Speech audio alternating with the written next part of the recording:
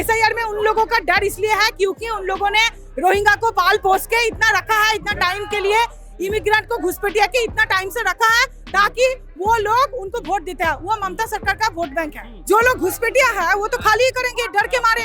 अगर मोदी जी ने लठ उठा लिया, योगी जी अमित शाह जी ने लठ उठा लिया तो निकलना भी मुश्किल हो जाएगा। बंगाल में अगर एसआईआर होगी तो भारतीय जनता पार्टी तो सरकार बनाएगी, ये तय है। इसीलिए एसआईआर को रद्द करना चाहते हैं टीएमसी गवर्नमेंट, यानी कि हमारी ममता बनर्जी महाशया की सरकार। पश्चिम बंगाल में एसआईआर हो रहा है, उसको लेकर स्टेट गवर्नमेंट का रुख बड़ा उग्र नजर आ रहा है और कह रहे हैं कि हम होने नहीं देंगे। ये एक नया बंटवारा इस देश में होने की तरफ चला हुआ है। देखिए एसआईआर तो होगी ही।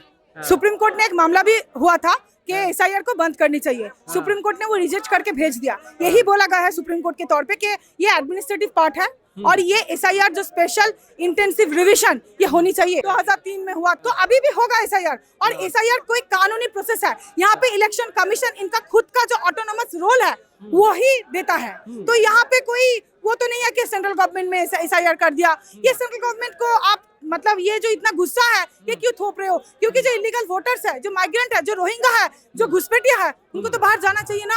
आपका टैक्स का पैसा, आप टैक्स भर रहे हो, हम टैक्स भर रहे हैं। आपका टैक्स का पैसों से आपका बच्चा नहीं, कोई दूसरा कोई इलीगल इमिग्रेंट वो खा के पी के चला जाएगा। आप खुश रहोगे क्या? आप एक घर नहीं ले पा रहे हो और वो पूरा दखल करके रह रहा है, वो आप चाहोगे? ये भारत हिंदू, मुसलमान, सिख, जैन, क्रिश्चियन, पारसी सब धर्म का लोगों के लिए जो भारतीय है, उनके लिए जो भारतीय नहीं है, भारत के बाहर का है, उनके लिए क्यों है? ये देश तो उनके लिए नहीं है। तो एसआईआर जो हुई है अभी बिहार में, तो संवैधानिक तौर पे एसआईआर हुई है और संवैधानिक तौर के मुताबिक ही ये पार्टी अभी हमारा भारतीय जनता पार्टी आई है। ये जो बिहार की विजय है ये तो एसआईआर का ही कमाल है और इस खेल का भंडा फोड़ हो चुका है। ये पश्चिम बंगाल और उत्तर प्रदेश में हम होने नहीं देंगे। तमिलनाडु का भी नाम लिया उन्होंने। देखिए पश्चिम बंगाल में तो होगा ही एसआईआर, क्योंकि पश्चिम बंगाल में एसआईआर आप कैसे रद्द कर सकते हो? ये संवैधानिक प्रक्रिया है। हमारा जो सीएम है ऑनरेबल ममता बनर्जी महाशय, वो क्या संविधान के बाहर है? वो भी तो संवैधानिक पोस्ट होल्ड कर रही है ना। हम भी संविधान के मुताबिक, हमें भी असंवैधानिक बात हम नहीं कर सकते हैं। तो वो ये तो असंवैधानिक हो गया ना, एसआईआर नहीं करने देंगे। ये कैसे हो गया? ये तो नहीं हो सकता। एसआईआर में उन लोगों का डर इसलिए है क्योंकि उन लोगों ने रोहिंग्या को पाल पोस के इतना रखा है, इतना टाइम के लिए इमिग्रेंट को घुसपैठिया के इतना टाइम से रखा है ताकि वो लोग उनको वोट देते हैं। वो ममता सरकार का वोट बैंक है।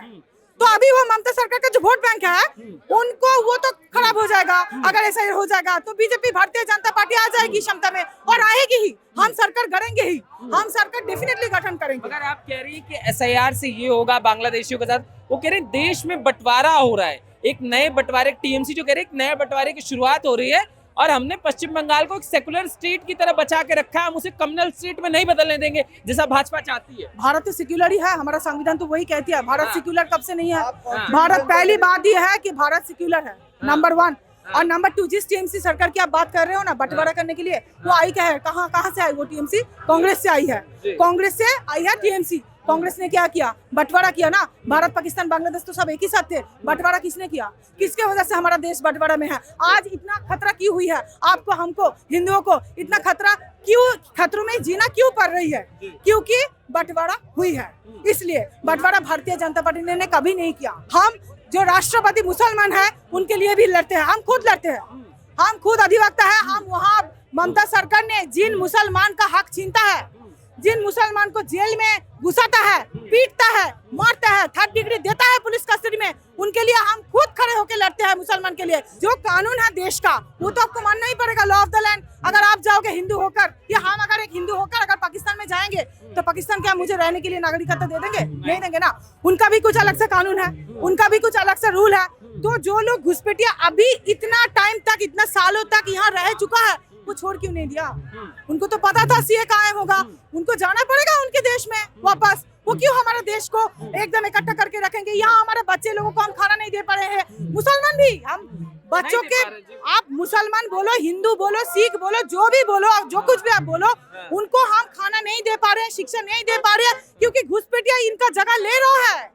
तो अभी अगर इनके लिए, हमारा देश के आदमियों के लिए, जब हम शिक्षा का व्यवस्था करेंगे, हम जब खाने पीने का अच्छा व्यवस्था करेंगे, हम चाहेंगे देश आगे बढ़े, तो अगर बाहर का घुसपैठिया घुसे रहेंगे, हम देश को आगे बढ़ाकर कैसे लेकर जाएंगे? अभी एसआईआर बदलेगा पश्चिम बंगाल के चुनाव को? डेफिनेटली पश्चिम बंगाल में बीजेपी सरकार आ ही रही है, तय है, बस कुछ दिनों का, कुछ महीनों का ही बात है। हम तस्वीरें देख रहे हैं, सोशल मीडिया पे तस्वीरें चल रही है कि जब से एसआईआर की घोषणा हुई, पश्चिम बंगाल खाली होने लगा है। पश्चिम बंगाल के कई शहर धीरे धीरे खाली होने की तरफ। खाली तो घुसपैठिया लोग कर रहे हैं ना, जो लोग घुसपैठिया है वो तो खाली ही करेंगे डर के मारे। वो हिंदू मुसलमान का तो बात नहीं रहा। जो आप धर्म मत देखो, जो बाहर से आकर रह रहा है और जो सीए फॉर्म भी नहीं भरना चाहता है, वो हिंदू हो चाहे मुसलमान हो, उनको तो निकलना ही पड़ेगा देश को। बंगाल में अगर एसआईआर होगी तो भारतीय जनता पार्टी तो सरकार बनाएगी, ये तय है। इसीलिए एसआईआर को रद्द करना चाहते हैं टीएमसी गवर्नमेंट, यानी कि हमारी ममता बनर्जी महाशया की सरकार। क्योंकि एसआईआर होगी तो जितना डेड वोटर्स है वो निकल जाएगा। जो भी हमारा घुसपैठिया है उनको बाहर निकाला जाएगा। जो भी हमारे इलीगल इमिग्रेंट्स है, जो भी हमारा रोहिंग्या वोटर है, जो भी हमारा देश का नागरिक नहीं है, उनको अगर बाहर निकाला जाएगा तो डेफिनेटली स्वच्छता से अगर वोट होगी तो डेफिनेटली भारतीय जनता पार्टी आएगी। इसलिए ही ममता सरकार ने अभी यही कह रहे हैं कि भारतीय जनता पार्टी बंटवारा करने में लगे हुए। अरे बंटवारा करने में अगर लगे हुए तो तुम बंटवारा कर रहे हो, तुम मुसलमान वोट को इकट्ठा कर रहे हो, वो भी बाहर का घुसपैठिया को, विदेशियों को, ताकि तुम वोट बैंक को कायम रखो और तुम जीत कर आओ। क्योंकि सत्ता पे बने रहे। Sorry my Hindi is little bit weak. हाँ, तो यही बात है। तो यही ममता गवर्नमेंट चाहती है। तो अभी ममता गवर्नमेंट ऐसा क्यों बोल रही है? अगर सच में भारतीय जनता पार्टी बंटवारा कर रही है तो ऐसा क्यों करेगी? और वो तो कह रहे कि एक महिला मुख्यमंत्री इस तरह से मुकाबला कर रही है इतनों का, ये दिक्कत हो गई है। बंगाल किस तरह से आगे बढ़ रहा है ये समस्या है, भाजपा चल नहीं पा रही। महिला मुख्यमंत्री के तौर पे मैं महिला होने के नाते उनके ऊपर मेरा बहुत इज्जत है। क्योंकि उन्होंने सीपीएम को भी हटाकर, जब सीपीएम के खिलाफ ममता बनर्जी ने अकेला लड़ी थी और संविधान को हाथ में लेकर वो यही कही थी कि ये संविधान को रद्द किया जा रहा है, सीपीएम जो कर रही है, सीपीएम को उन्होंने हटाई थी। और इसीलिए माँ माटी मानुष कहकर लोगों ने उनको वोट दिया। उनका वो ममता का अभी जो चिराग थी, जो न्याय मूर्ति थी, अभी वो न्याय नहीं रहा। I am very disheartened being a lady of Bengal कि हमारा ममता बनर्जी का सरकार को आप देखिए, हम संदेशखाली का केस लड़े, इसलिए मेरा घर पे घुसपैठिया को घुसाया, फिर मुझे मारा गया। यही सब होता है। मैं अर्जीकर केस का वो केस लड़ी तो ये लोग मुझे टारगेट किया। तो यही जो करते हैं, ये क्या ममता बनर्जी शपथ लिया था संविधान के नाम पे? वो भी औरत है, हम भी औरत है। औरत के नाते मेरा उनके ऊपर बहुत सम्मान है और रहेगा भी। लेकिन अगर आप पॉलिटिकली देखो तो बंटवारा तो वो कर रही है ताकि मुसलमान इमिग्रेंट्स को अंदर रखा जाए, ताकि वो उनका वोट बैंक कामयाब रहे, उनका वोट बैंक कायम रहे। तो आपको धमकाएगा जब आरजीकर मामला आप उठा रहे थे तो सबको? हमें सबको ही, हमारा जो भी कार्य करता है सबके साथ ऐसा ही होता है। मेरे साथ भी ऐसा ही हुआ। हमारे ऊपर झूठा एफआईआर डाला जाता है, हमें स्टेट से निकालने का कोशिश किया जाता है, हमारे घर परिवार को परेशान किया जाता है। हम संदेशखाली का पहला वकील थे, हम संदेशखाली का first PIL petition I did it.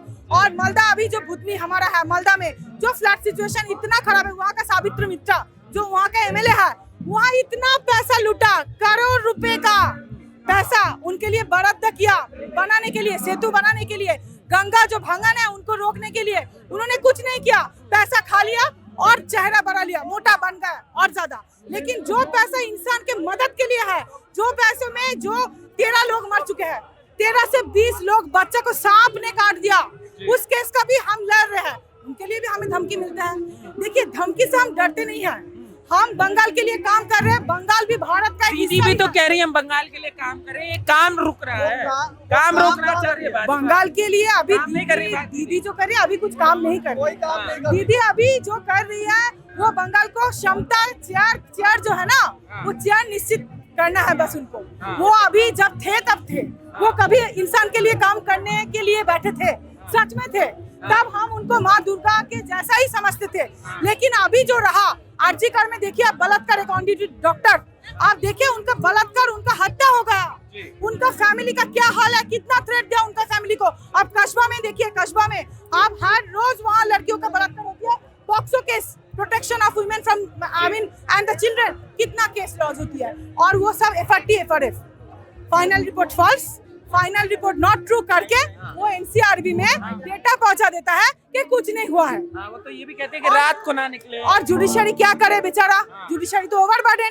अगर आप स्टेट का रिपोर्ट अगर देखोगे ना, स्टेट क्या करता है, स्टेट झूठा रिपोर्ट डाल देता है, तो जुडिशरी बेचारा क्या करे, वो नीचे मतलब मिट्टी में आकर के वो घुस मतलब वो क्राइम सीन इन्वेस्टिगेट करे, ये जुडिशरी का काम है?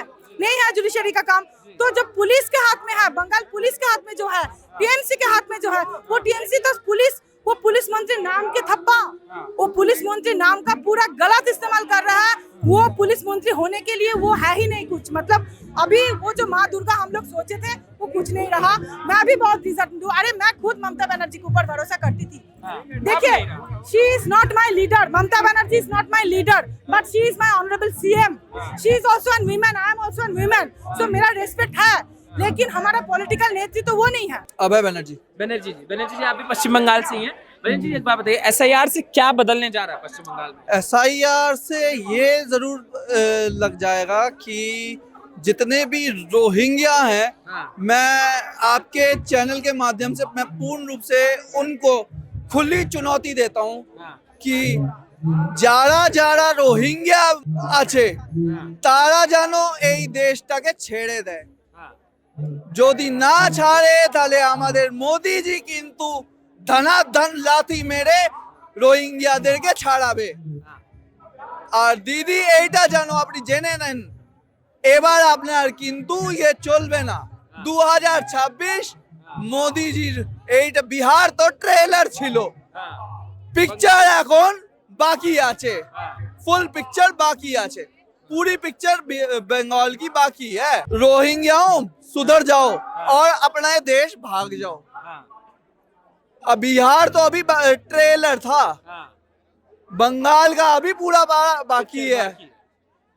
अगर मोदी जी ने लठ उठा लिया, योगी जी अमित शाह जी ने लठ उठा लिया, तो निकलना भी मुश्किल हो जाएगा। अगर अखिलेश यादव कह रहे भंडा फोड़ हो गया जो SIR कर रहा है, होने नहीं देंगे, हम देख रहे हैं, हमारी नजर है, PPT भी कर देंगे।